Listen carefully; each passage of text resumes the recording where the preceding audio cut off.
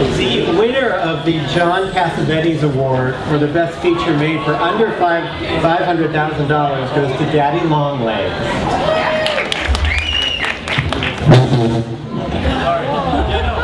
It's strange. It's strange because you actually we did miss like a very important people as part of this movie. Brett Jutkowitz and Andy Spade.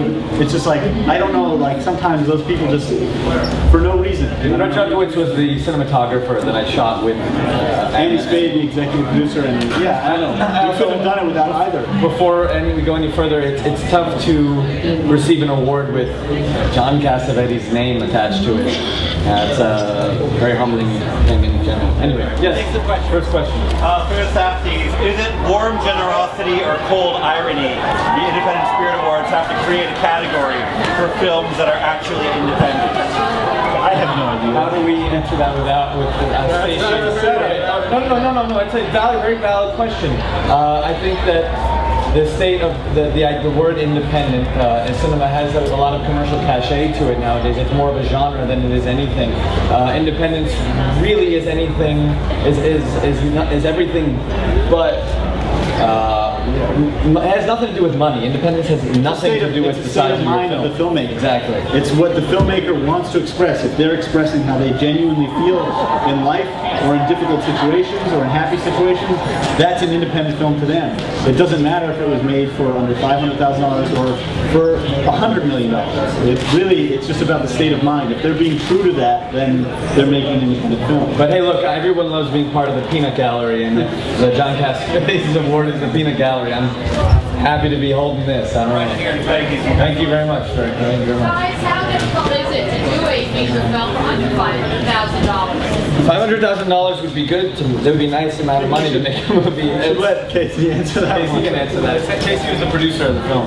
I tried to say it up there, but I think it just speaks to the way that these guys work. And we just said a minute ago, like, I don't think you could have made a movie like this had we had $10 million, because there's something to say about the fact that, like, when you're forced to sneak cameras into places and you're forced to do them without getting caught, and you don't have the opportunity to light it or sound it properly, it yields a certain aesthetic and a certain tone that I think this movie really encompasses.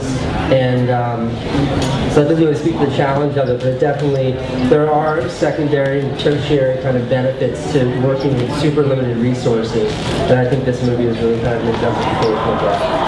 The less you have, the more creative you are. Bold, Josh. You guys all look like pretty young guys. Was it hard to make a film about a character who was a little older than you, or did the story get pretty close to home? Yeah, it was an autobiographical story emotionally, and we tried to stay true to that. It was about a father that was similar to our father, so we tried to imagine what it would be like in his situation, and he actually had us as kids, not too much older than we are now. Same age as this. Yeah. I think the benefit that we have being the age that we are right now is that we are in between, in a sense. We're in between in general in life. We pay the bills and have a life. We're real people. But I don't have any children to worry about. Luckily, I don't have to compromise myself as much as I should if I had children. I mean, Casey's got a kid, but I don't. And I love children. I've come close a couple of times, but it's just the idea that this film is very much the middle perspective, and we're very much that right now. You're a cinematographer. You said you just thanked him. Yes, Brett Jutkowitz. What did he really bring to the collaboration? How did he collaborate with him? Brett Jutkowitz is the most responsible person I know. I'm probably the most irresponsible person I know. Benny is the second most responsible person. And he's before I go on, he's also a goalie in ice hockey and a drummer in a hardcore band. And they're all very grounding people in an ensemble. And he was a very grounding force in this film. It was the type of thing where we would be able to walk into the apartment that we were renting and we completely like built it out, and everything was perfectly set, so we didn't have to do anything. The lighting was set, everything was done, and the kids, all of that was important to the directing because it just needed to seem real. Everything needed to seem like it was happening in the moment, and it wouldn't have been possible without somebody really like down there doing it. I think so much of this film is its timelessness. Like this film could easily be the 70s, it could be now, it could be it's the timelessness, and I think it's the aesthetic that yields that timelessness. And it was Brett that really gave it that look. That's what he brought to it, which I think is a huge part of what the movie is. Thank you. Thank you very much. Thank you.